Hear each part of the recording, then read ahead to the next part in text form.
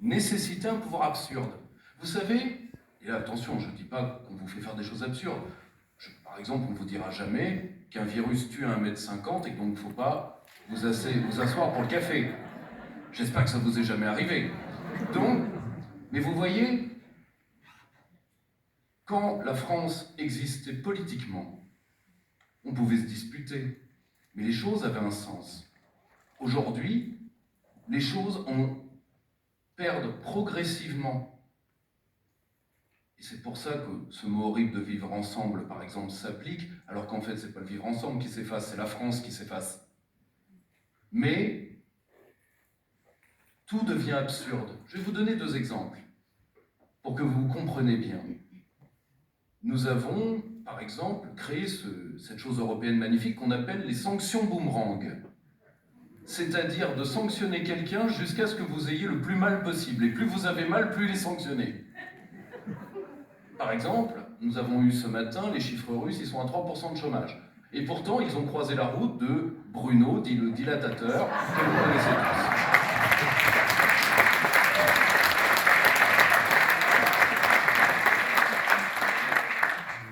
Autre exemple du même tonneau, et M. Macron n'en a pas été avare, vous savez, il avait l'air, puisqu'il a un air de plus en plus isnogoudesque, plus ça va, plus il avance dans le 2e mandat. Hein, d'un côté, heureusement qu'on a limité les mandats à 2. Hein. Et vous voyez, derrière lui, vous aviez une grande pancarte « Changeons d'échelle pour la défense ». Vous l'avez vu, ça? La défense européenne, quand on connaît un petit peu le dossier, peut se résumer de la manière suivante, et là encore nous sommes en absurdie. La défense européenne, c'est un peu, comme certains diraient le mariage, c'est d'affronter ensemble des problèmes qu'on n'aurait pas eu tout seul. Eh bien, la défense européenne, c'est de faire en commun des armes qui arriveront trop tard, qui seront dépassées, qui vous auront fait à vous Français perdre vos technologies, et en échange de vos technologies, vos partenaires vous remercieront en achetant américain.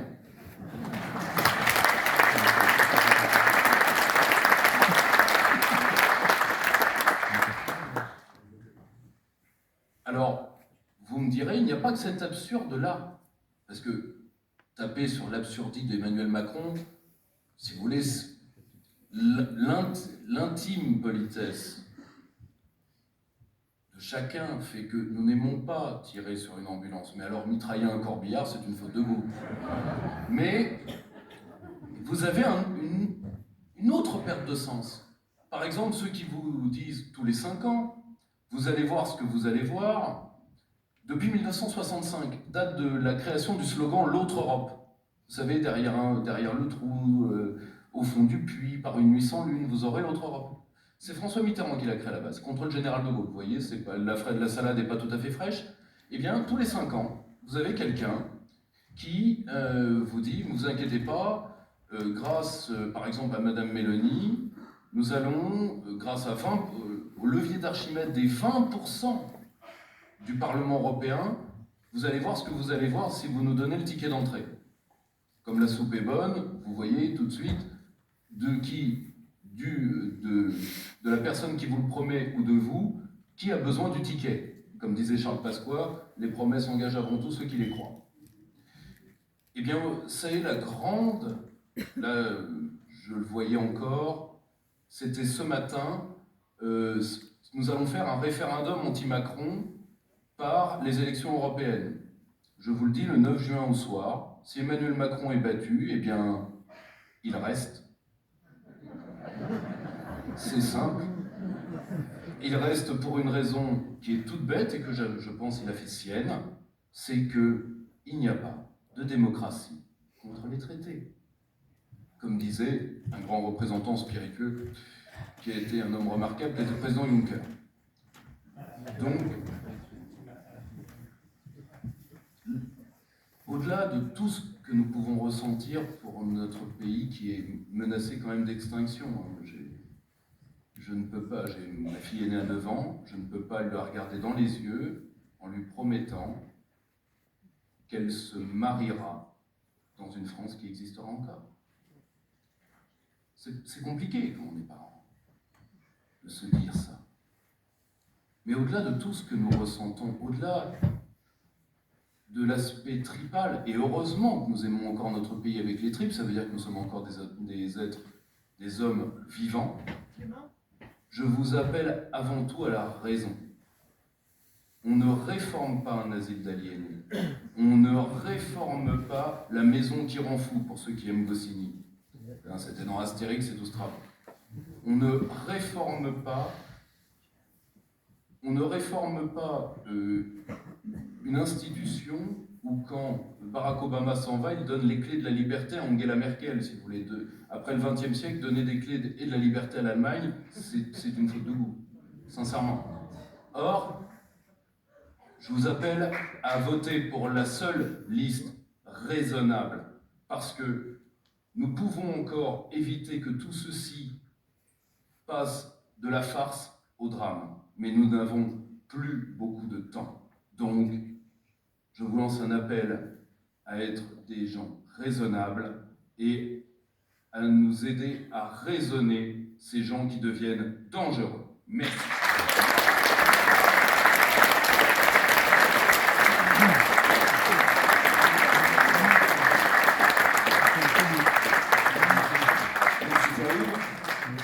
Elle a défendu nos libertés sur les plateaux télé avec acharnement. Je vous prie d'accueillir Myriam Paloma.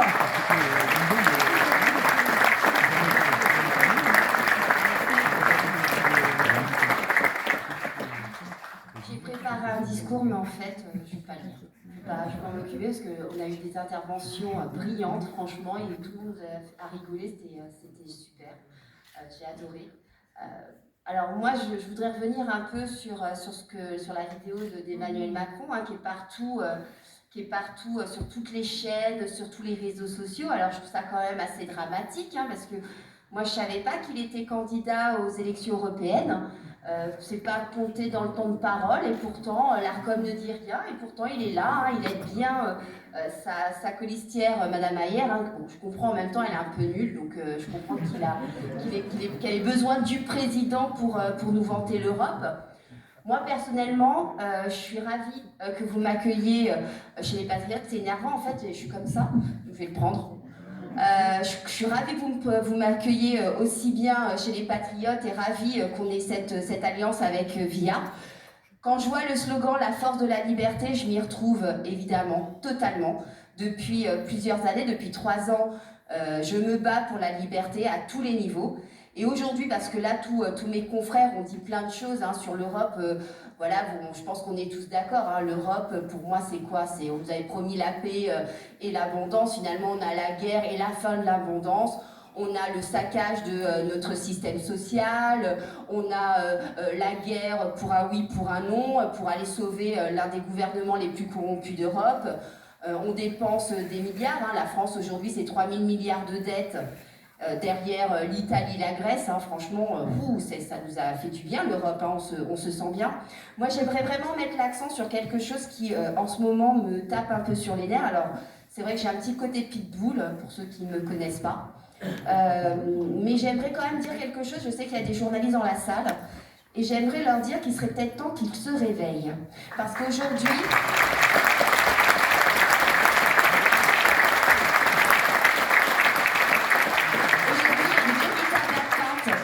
liberté d'expression. Alors on a parlé de la loi SREN, on a parlé de l'article 4, mais je suis moi assez estomaquée par le travail même de mes confrères qui évidemment ne veulent pas se mouiller par peur de perdre leur emploi et sont dans une espèce de propagande, se vantant de dire la vérité, mais au final ne disant que des mensonges. On l'a vu avec Marc, je l'ai vu énormément avec moi, et puis surtout, ils sont là pour développer un narratif de la Macronie complètement hallucinant. Donc qu'est-ce que vous faites? À quoi vous sert la carte de presse si c'est juste pour recopier des communiqués de presse de l'Élysée?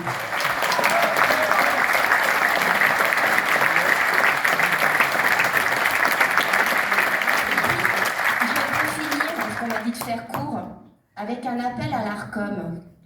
Alors je vais utiliser un mot, mais tant pis, je m'en fiche. Que fout l'ARCOM? On nous a balancé des histoires de temps de parole décidées sur des critères complètement flous. Puis aujourd'hui, on a quoi? On a Monsieur Bardella qui nous raconte n'importe quoi, tout et son contraire, alors et qui nous promet monts et merveilles, alors que depuis 3 ans, ils ne font rien à l'Assemblée nationale. On a Madame Aubry qui est là en train de nous dire qu'elle sera une voix opposante à l'Union européenne, alors que son doigt a ripé quand il fallait voter le pass sanitaire, hein, souvenez-vous.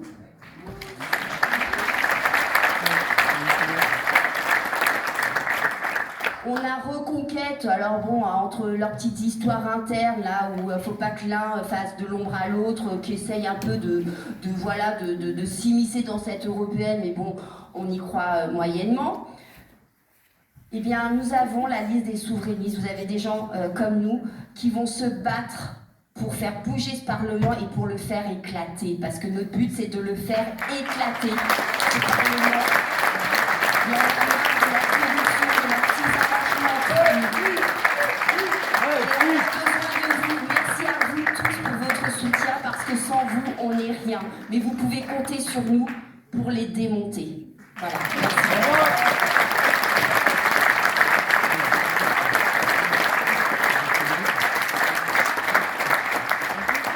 Merci. Il est le président du parti Via la Voix du Peuple. Je vous prie d'accueillir Jean-Frédéric Poisson.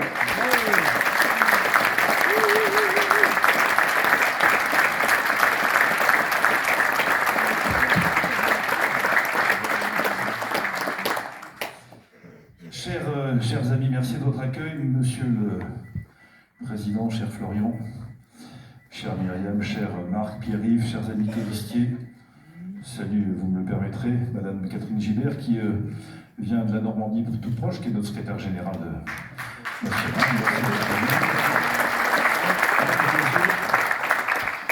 La dernière fois que j'étais dans cette salle, c'était déjà pour une opération parfaitement infréquentable. Pas du tout bien élevée. Il y a peut-être quelques Saint-Germanois dans la salle, j'imagine qu'il y en a quelques-uns. Et j'étais ici sur cette scène pour soutenir ce qui était déjà à l'époque une liste d'union entre toutes les formations politiques de droite qui s'apprêtaient à affronter le maire actuel, Arnaud Péricard, que je salue d'ici, que je remercie par ailleurs de nous avoir prêté cette salle. Mais de fait, la vie n'est pas toujours aussi simple que cela, et j'étais déjà dans une espèce de coalition, une vraie coalition, pardon, mais je dis espèce de parce que les gens qui étaient dehors ne comprenaient pas très bien ce qu'on pouvait faire avec des gens qui venaient de toutes les droites, sauf Emmanuel Macron et celle d'Emmanuel Macron et celle des Républicains. Tout ça pour vous dire que chez nous, la volonté de travailler ensemble, de coopérer, est presque une marque de fabrique, c'est dans nos gènes. Et nous travaillons, cher Florian, avec les Patriotes en bonne intelligence depuis 4 ans maintenant, après avoir connu quelques affrontements quelques années auparavant, c'est la vie politique, nous en sommes expliqués. Mais depuis 4 ans, pour 2 raisons très simples. La première, c'est que, comme ça a été très bien dit par tous les intervenants précédents, que je remercie aussi de leurs interventions, nous avons partagé depuis 4 ans les combats essentiels, les plus importants pour notre pays, et nous l'avons fait de manière tout à fait identique parce que nous portons les mêmes convictions. Nous étions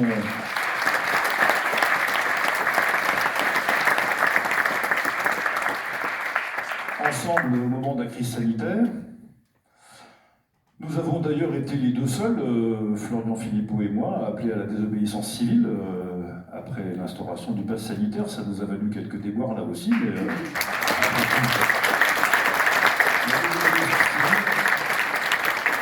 elle fait partie des droits fondamentaux des citoyens. Je continue de ne pas comprendre tous ceux qui à l'époque nous avaient dit « mais vous faites de l'incitation à la violence ou au désordre ». Non. Lorsque l'État ne protège plus les citoyens, le devoir des citoyens, c'est d'organiser eux-mêmes la protestation, de sorte que si désobéir à une loi est juste, eh bien il faut désobéir à une loi qui est juste.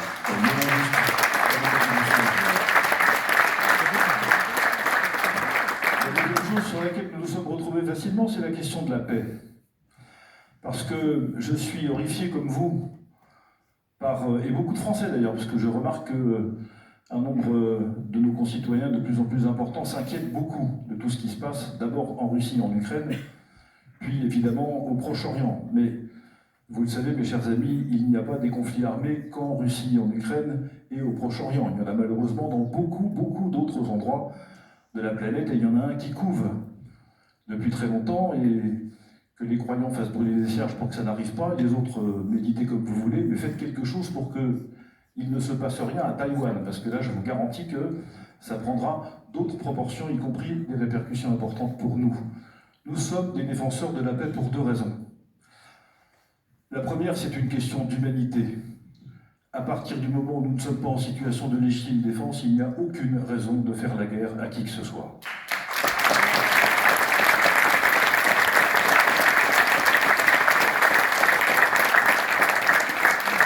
La deuxième est une question de bon sens.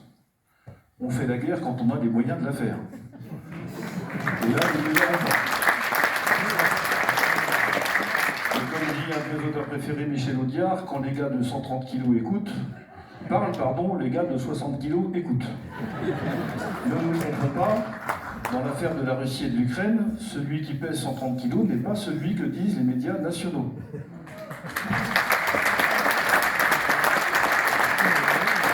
Autre manière de décrire le sujet, quand vous prenez le président français et le président russe torse nu, il y en a un qui fait de la gonflette et l'autre qui est ceinture noire de judo. Devinez qui est qui.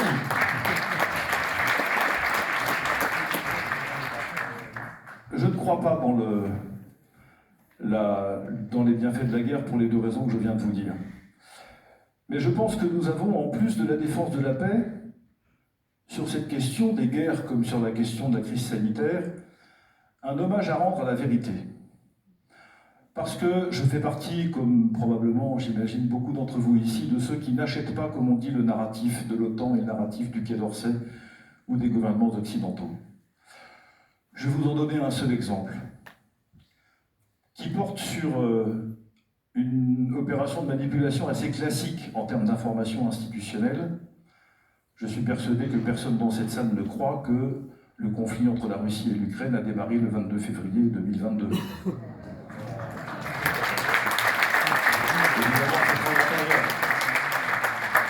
Personne ne croit qu'Israël et les Palestiniens du Hamas sont en guerre seulement depuis le 7 octobre dernier.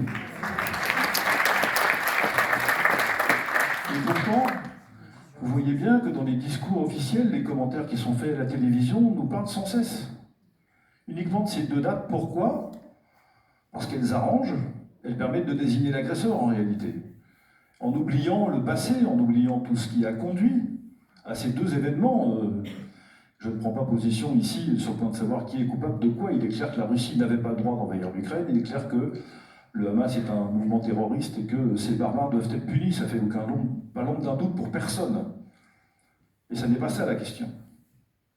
La question est, quand on traîne une histoire aussi longue, au Proche-Orient comme en Russie, comme d'ailleurs en Chine, à Taïwan, ce sera du même tonneau, si j'ose dire.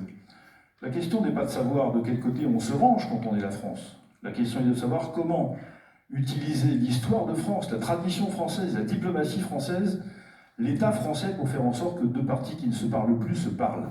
C'était ça la responsabilité de notre pays. Nous étions les seuls en Europe à pouvoir le faire.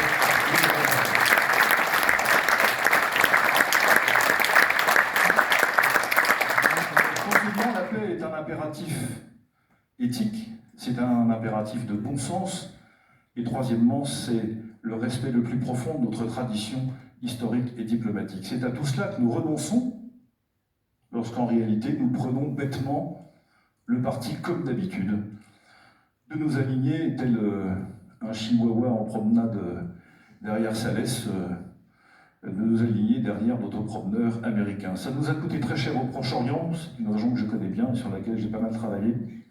Ça continuera de nous coûter très cher. Et donc cette bagarre contre la vérité, nous la devons aussi aux Français sur ce qui se passe en Europe.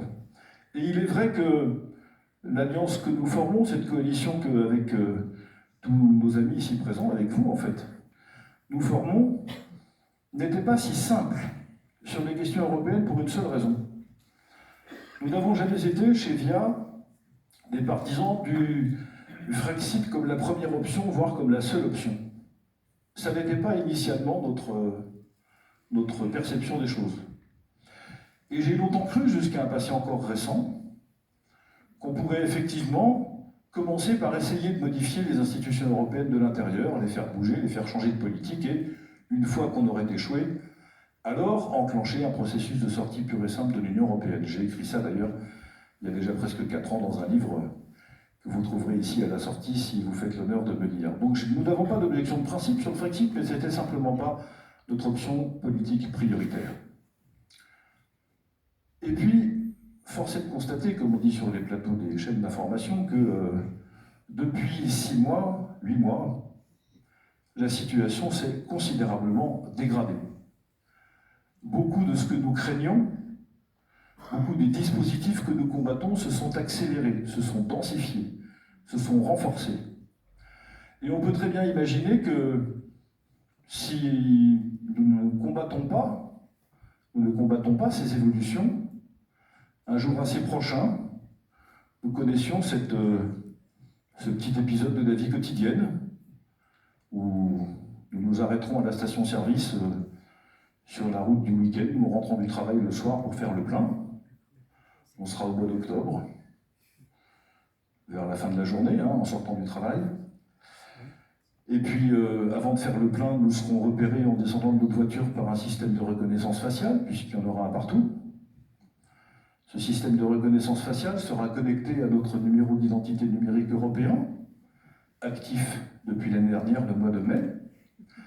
Cette identité numérique européenne repérera immédiatement notre localisation grâce à nos téléphones portables ou au système de GPS de la voiture, se connectera immédiatement d'abord à notre compte en banque pour savoir si nous avons la possibilité de faire le plein d'essence et jusqu'à quel prix, et puis sur un certain nombre d'autres indicateurs.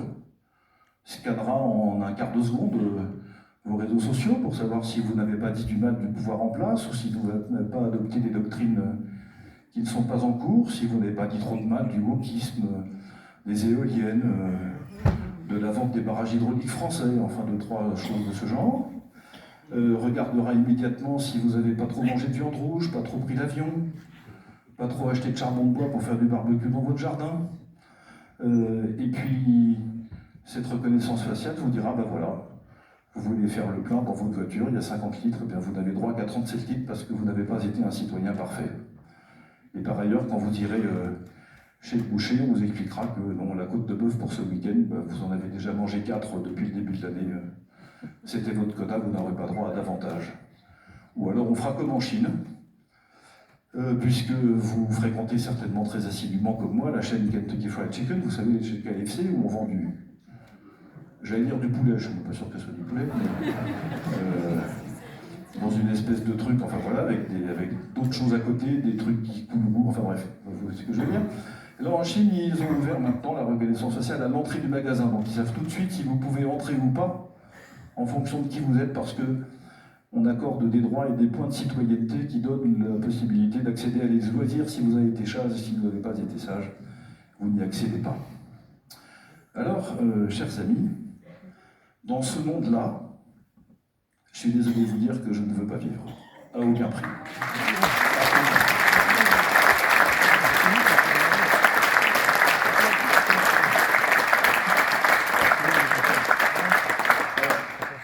Quand il y a une trentaine d'années, j'ai commencé à m'engager en politique.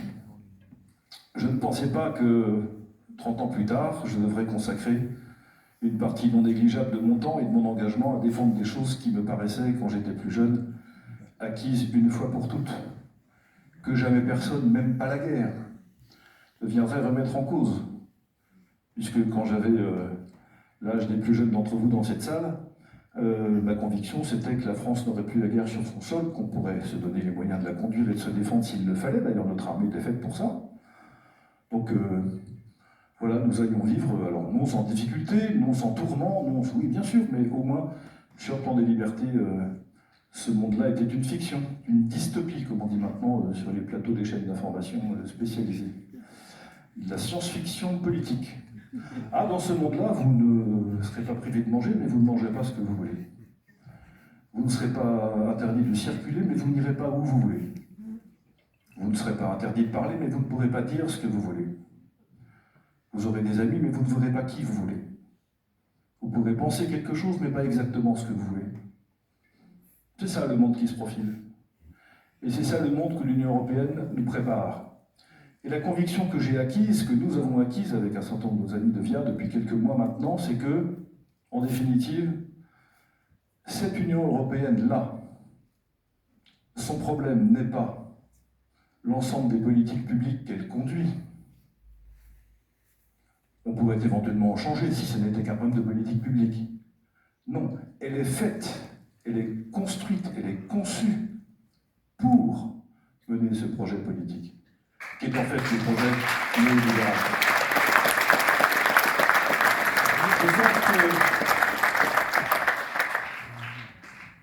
Au fond, la question n'est pas de savoir si on pourrait raisonnablement lui faire changer de trajectoire, infléchir ses principales orientations, modifier les traités. Tout ça, je peux comprendre. Encore une fois, j'ai adopté ce mode de pensée, j'ai cru à ça. Je pensais que, parce que les textes disent que ça, c'est possible, ce que je viens d'écrire là. Il y a des mécaniques qui permettent d'inventer des majorités de blocage, de faire champiller la Commission depuis le Parlement. Théoriquement, en théorie, c'est écrit, mais comme je dis d'habitude, théorie est un pays dans lequel personne n'habite. Donc, c'est très joli sur le papier, ça ne peut pas fonctionner. Pour une raison simple. Et là encore, c'est quelque chose qui est très concret. On ne réforme pas un asile, comme disait Pierre-Yves Rougeron très justement tout à l'heure, de manière très prosaïque. Lorsque Mme von der Leyen annonce, il y a maintenant quelques semaines, qu'étant réélue à la tête de la Commission, réélue ou nommée, c'est comme on veut, plus nommée d'ailleurs qu'élue, elle installera un commissariat européen de la défense. Je suis au regret de vous dire que ça n'y est dans aucun texte. Il n'y a rien dans les textes européens qui lui permettent de dire qu'elle aura le droit de créer un commissariat européen de la défense, à supposer que ça soit même dans sa compétence. Vous avez entendu quelqu'un réagir?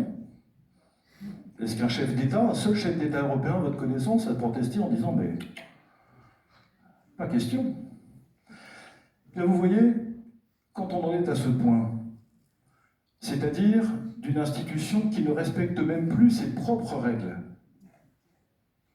d'une Commission européenne qui est faite en principe pour être, d'une certaine manière, participer au rôle de gardiennage des traités, un peu comme le garde des Sceaux en France, quand ça l'intéresse, garde la Constitution. Je dis bien quand ça l'intéresse, parce que de temps en temps, on a l'impression qu'il s'en occupe pas beaucoup. Mais bon, c'est un autre sujet. Et là, rien. Vous ne pouvez pas passer des accords politiques avec des gens qui ne respectent pas l'institution dont ils sont à la tête. C'est impossible. Vous perdez votre temps. Vous perdez votre temps. Vous ne jouez pas au handball sur un terrain de football contre quelqu'un qui joue au football. Vous n'allez pas jouer très longtemps, vous jouerez tout seul et vous ferez expulser du terrain très rapidement. C'est ce qui arrivera à tous ceux qui essaieront de réformer de l'intérieur quelque chose qui est irréformable. Donc, fort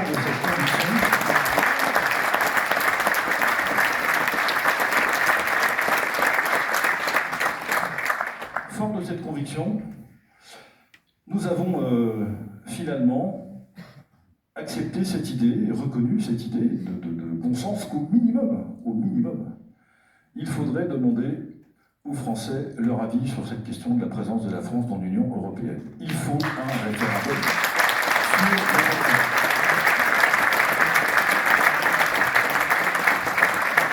pas un référendum européen. Il est quand même incroyable celui-là. Mais enfin, il nous aura tout fait quand même. C'était la souveraineté européenne la dernière fois, cette fois-ci c'est le référendum européen. Heureusement qu'il y a que 2 mandats, parce que je ne sais pas ce qui nous attendrait pour la 3e. Puis la Sorbonne doit en avoir marre, c'est l'université dans laquelle j'ai fait mes études, et je suis très triste à chaque fois qu'il va parler à la Sorbonne. D'ailleurs, cette manie d'aller parler dans des universités pendant la campagne électorale est quand même tragique. Enfin, c'est pas le rôle d'une fac de recevoir des candidats à une élection. Enfin, c'est mon point de vue. Passons. Bref. Merci pour venir. Alors, le tableau que je vous ai dépeint est tout de même inquiétant, et d'ailleurs, ça allait dans le sens aussi de ce qu'ont dit nos amis depuis tout à l'heure. Mais je vais conclure comme eux, évidemment sur une note d'espoir, parce que si nous n'étions pas mus par la perspective d'un avenir meilleur, dont nous sommes nous-mêmes un peu les artisans, nous sommes là pour ça, ma foi on resterait chez soi, puis on arrêterait la politique. Or, nous continuons. Notre obstination n'a peut-être que la vertu de la constance, mais en tout cas, on est encore là et on continuera tant qu'on aura les moyens de continuer. Nous ne pouvons pas nous taire dans cette circonstance. Ça, c'est la première de nos conclusions. La première manière que vous pouvez avoir de faire campagne, c'est de parler. Ça commence par la mettre de grâce, faites-le. Nos 81 colistiers, si talentueux qu'ils soient, ne peuvent rien faire tout seuls. Rien faire sans que vous les relayiez. À votre mesure. 1 minute par jour si vous n'avez qu'une minute, 12 heures par jour si vous êtes un geek complètement connecté avec votre téléphone greffé dans la main gauche et le majeur greffé sur le clavier du truc qui est dans vous. Bref. Faites ce que vous pouvez, mais faites-le. Sans vous, nous ne pouvons pas. Et il y a des motifs, de vrais motifs, d'espoir et de comment dire, de réjouissance. Comment dit-on ça plutôt? Je sais pas, réjouissance, mais non. Réjouissement, ça se dit ça? Je sais pas. Enfin, vous avez compris ce que je veux dire. Bon. De joie, voilà. Les Français sont, dans une grande proportion, favorables au fait que la France sorte de l'Union européenne. C'est ce que disent les enquêtes d'opinion.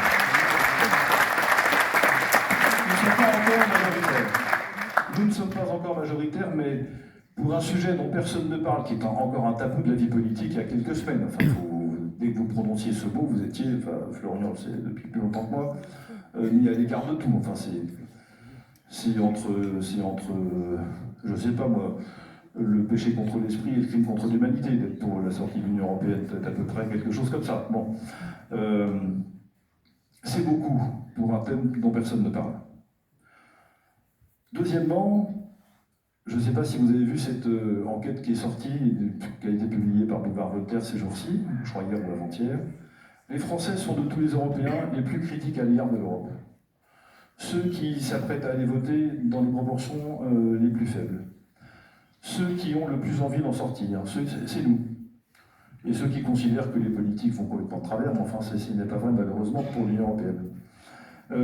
Donc nous avons un terreau favorable. Je pense que nous portons des choses que les Français attendent. Notre drame, c'est que, évidemment, sans doute parce que nous avons un peu plus raison que ce que nous devrions, eh bien, l'accès aux médias principaux nous est, pour l'instant encore, en tout cas, barré. Donc, nous avons du travail. Nous avons besoin de vos relais. Nous avons besoin de vos contacts. Nous avons besoin de votre pression à l'égard de tout ce qui ressemble de près ou de loin à un média qui s'intéresse à la campagne électorale. Et je vous le dis, si nous arrivons à mobiliser correctement les gens qui sont d'accord avec nous, qui partagent nos idées, je ne sais pas ce que ça fera comme résultat parce que ces jours-ci, ma boule de cristal est un peu poussiéreuse pour tout vous dire et j'ai perdu mon chiffon. Mais je sais qu'en tout cas, nous aurons cette conviction formidable d'avoir défendu ce que nous croyons, porté ce qui nous paraît être vrai et juste, et permis à la génération qui nous suit de prendre à son tour le flambeau pour continuer ce combat qui ne s'arrêtera pas de toute façon de nos générations.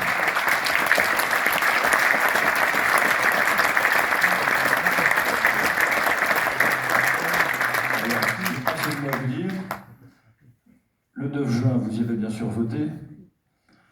Je ne vous parle pas des procurations, des trucs, parce que tout ça, vous en entendrez parler. Et dans Plius, d'ici là, vous l'avez en tête. Il n'y a qu'un vote utile le 9 juin, c'est de voter pour ce que vous croyez. C'est-à-dire pour la seule liste qui défend la paix, les libertés et la vraie place de la France dans l'Europe, la nôtre. Merci de votre soutien et rendez-vous le 9 juin.